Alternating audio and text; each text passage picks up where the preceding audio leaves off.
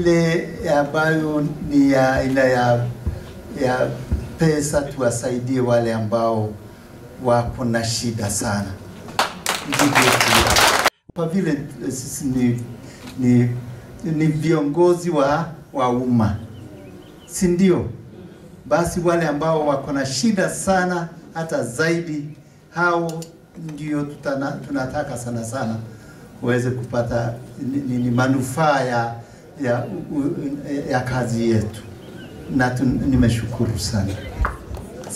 Hii tunataka uiombe as we take to those kids, ikue na baraka yako.